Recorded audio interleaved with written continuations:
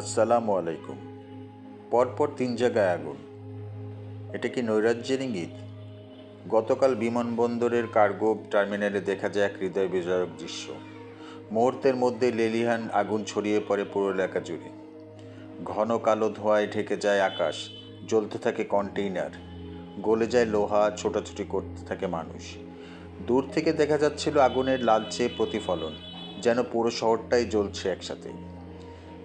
ঠিক সেই মুহূর্তে প্লেনগুলো দ্রুত নিরাপদ স্থানে সরিয়ে না নিলে ঘটতে পারত আরও ভয়াবহ অঘটন। এ যেন এক অজানা আতঙ্ক, এক নীরব বার্তা দেশের নিরাপত্তা ব্যবস্থার প্রতি। একজন কর্মকর্তার ভাষায়, আগুনের সূত্রপাত হয় কুরিয়ার কার্গো থেকে, কিন্তু আমাদের ফায়ার সার্ভিস প্রথম দিকে কিছুই করতে পারেনি, কারণ তারা সিভিল এভিয়েশনের অনুমতির অপেক্ষায় ছিল। যেখানে আগুন লেগেছে, দেশের অর্থনীতি ঝুঁকির মধ্যে, সেখানে কিসের অনুমতি, কিসের অপেক্ষা? এই আগুন নিছক কি দুর্ঘটনা নাকি পরিকল্পিত নাশকতা, সেটাই এখন সবার প্রশ্ন। ভিডিওটি না টেনে দেখুন সাক্ষাৎকারের পুরোটা অংশ। ধন্যবাদ। আমি আসলে এটা যখন সূত্রপাত হয় আপনার আরেকটা থেকে পৌনে 3টার মধ্যে হয়। এটা শুরু হয় আপনার কুরিয়ার সার্ভিসের পাশে একটা স্কাই ভিউ একটা আপনার এয়ারলাইন্স, ওখানে হয়। ওখানে হওয়ার পরে আগুনটা প্রায় 1.5 ঘন্টা ওইখানে স্টেবল হয়, ওইখানে থাকে, আগুনটাকে ছড়ায় না। এর মধ্যে ফায়ার ব্রিগেড চলে আসার পর আমরা যখন আগুনটা দেখি, তখন আমি আবার কুরিয়ার সার্ভিস ইনচার্জ, কুরিয়ার সার্ভিসে ঢোকার জন্য আমরা চেষ্টা করতেছিলাম। ফায়ার ব্রিগেড আমাদের ঢুকতে দিল না, বললো যে এখানে ঢোকা যাবে না বলে আমরা তাহলে আপনার আগুন নিয়ে ব্যবস্থা করেন। উনি বলে যে আমরা পারমিশন পাচ্ছি না সিভিল এভিয়েশনের। এরকম করতে করতে আগুনটা চলে আসলো আপনার স্কাই ভিউতে, চলে আসলো আপনার এই যে কুরিয়ার সার্ভিসে, ডিএচএল এর আপনার 3rd টার্মিনাল যে চলে আসলো। ওখানে ফ্যাব্রিক ডিএচএল থেকে পুরো ছড়াই গেল।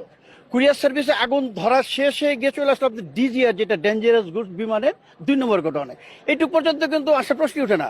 যদি আমরা ওইখানে ওটা ঠেকাই দিই, ওইখানে ঠেকানো হয় নাই। আগুনটা 1.5 ঘন্টা ওখানে ছিল, এরপর তাদের কোনো অ্যাক্টিভিটিস নাই, বিতর্কিত। ওইখান থেকে চলে গেল আপনার আগুনটা, সরাসরি চলে গেল কোথায়, আপনার 2 নম্বর গোডাউন থেকে আপনার 3 নম্বর গোডাউন থেকে 2 নম্বর গোডাউনে, ওয়্যার হাউস যেটা, ওইখান থেকে চলে গেল আপনার 1 নম্বর গোডাউন, যেটা আপনার ইলেকট্রনিক্স, তারপরে বিভিন্ন গিফট আইটেম যেগুলি যা আছে সবগুলিতে চলে গেল। চলে যাওয়ার পরে ওনারা আগুন নিভাতে পারছেন। আমি বলছি আপনারা যদি আগুন নিভাতে না পারেন, পানি না থাকে বলেন, আমি আমার এখান থেকে পানি দিই, আমার পানি লাইন আছে, ওই যে ফায়ার ব্রিগেড দেওয়া যায় না, ওনারা পানি মারতে পারবে না। সমস্যা কিসের সমস্যা? আগুন বেশি জ্বলবে। এভাবে জ্বলতেছে এখন পর্যন্ত জ্বলতেছে, কিন্তু এই কোনো প্রতিকার হয়নি।